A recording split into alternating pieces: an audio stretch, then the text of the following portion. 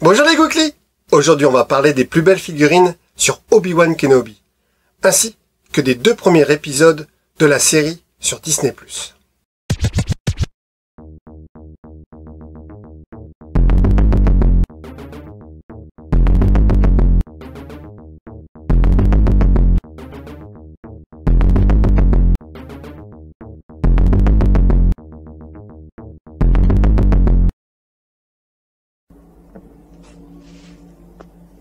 Tu sais, je crois que ce D2R2 pourrait bien l'avoir été volé.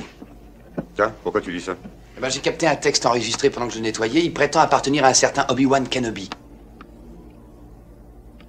J'ai pensé qu'il pouvait s'agir du vieux Ben. Tu sais pas de qui il parlait? Obi-Wan Kenobi apparaît pour la première fois dans le film La Guerre des Étoiles, premier du nom, un nouvel espoir, pour sauver Luke. On comprendra que bien plus tard, qu'en fait, il surveillait Luke quotidiennement pour qu'il ne lui arrive rien.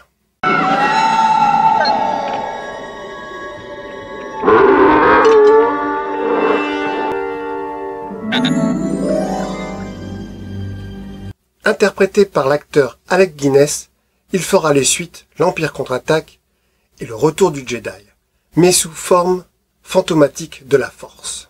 Il faut savoir qu'à l'époque, le médecin d'Alec Guinness ne voulait plus qu'il fasse de film, car les tournages étaient très éprouvants pour lui. Heureusement pour nous qu'il accepta de reprendre ce rôle. Sa figurine de 10 cm environ de hauteur, de la marque Kenner, sort en 1978 en même temps que les autres figurines de la première vague. Par contre, il n'aura pas le droit à d'autres figurines sous forme de variantes par rapport aux autres personnages de la gamme. Il y aura juste une ressortie de la figurine sous un blister différent en 1984. On peut trouver des variantes de Obi-Wan Kenobi avec des cheveux blancs ou des cheveux gris, ou avec un sabre laser rétractable ou en une seule pièce.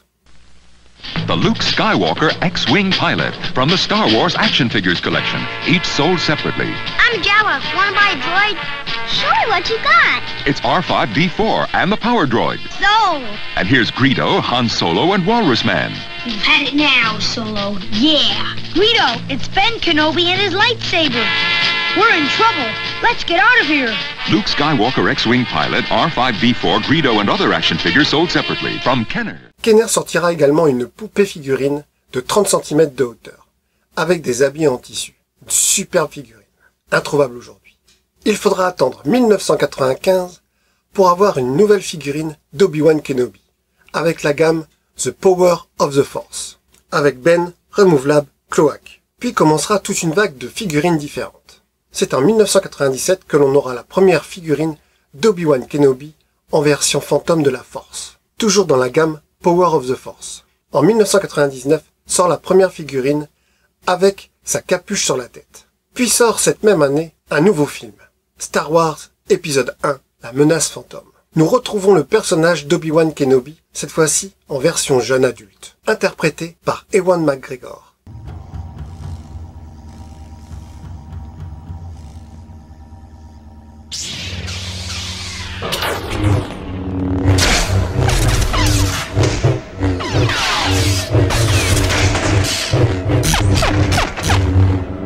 Ewan McGregor avait la chance d'avoir un oncle qui avait déjà joué dans Star Wars, la trilogie classique, dans le rôle d'un pilote de X-Wing. Le frère d'Ewan McGregor, qui est pilote d'avion, a comme pseudo Obi-Two, référence à Obi-Wan. La première figurine d'Obi-Wan jeune sort dans la foulée du film, sous le nom de Jedi Duel. Puis suivra plein de figurines différentes. En 2000, sort une nouvelle gamme, Power of the Jedi. Une figurine de Ben âgé ressort, mais cette fois-ci avec 2 sabres laser, le sien et celui d'Anakin Skywalker. En 2001, sortira 2 figurines de l'univers étendu, avec Obi-Wan Kenobi Cold Wizard Gear et Obi-Wan Kenobi Jedi Training Gear. En 2002, sort le film Star Wars épisode 2, L'attaque des clones. Ewan McGregor reprend son rôle d'Obi-Wan Kenobi, mais cette fois-ci un petit peu plus âgé, avec les cheveux longs et une barbe. Sa figurine en fera de même, avec les nouveaux jouets qui sortent en même temps que le film.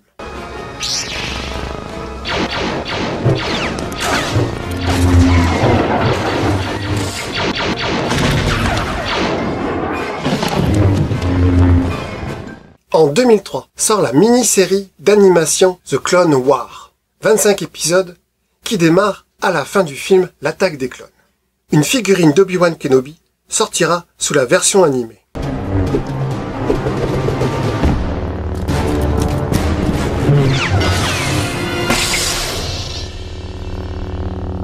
En 2004, nous aurons une ressortie de la figurine de Ben en version âgée, avec des habits de tissu et ultra articulés, avec la gamme originale Trilogy Collection.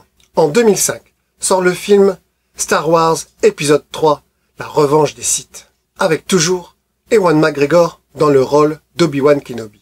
Et cette fois-ci, avec les cheveux et la barbe bien taillés, car il est devenu un maître Jedi. Les figurines qui sortent en même temps seront collées à l'aspect de l'acteur. Hello there. En 2007, sort un concept d'Obi-Wan Kenobi et de Yoda qui avait été conçu par l'illustrateur Ralph McQuarrie lors de la création des visuels de Star Wars. Sortira cette même année la figurine de Ben avec Luke en bébé dans ses bras. En 2008, sort le film d'animation The Clone Wars, suivi d'une série animée du même nom. Anything is possible. You haven't exactly impressed me today.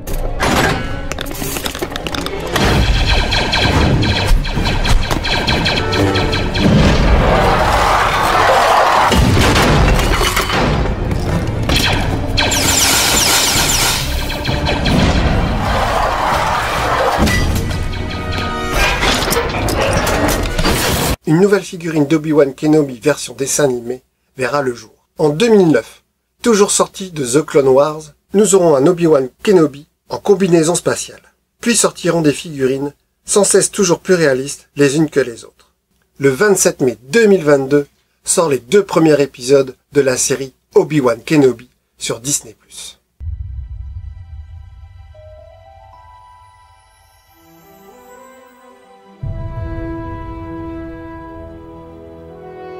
La guerre est terminée. Nous avons perdu.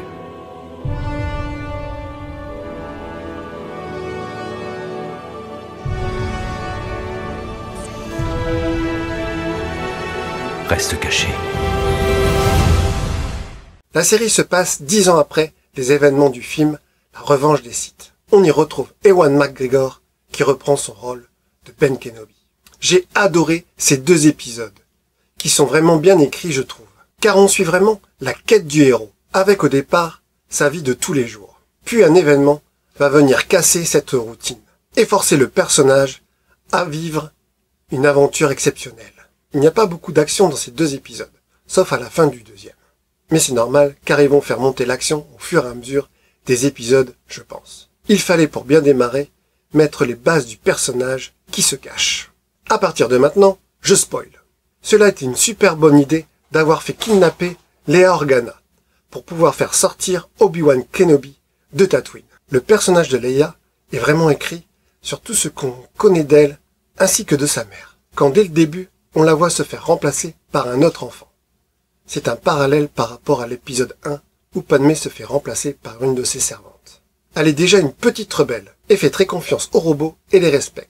C'est pour cela qu'elle confiera dans un nouvel espoir les plans de l'étoile noire à R2-D2 et demande à l'aide d'Obi-Wan Kenobi, puisque maintenant on sait qu'ils se connaissent, puisqu'il lui a sauvé la vie.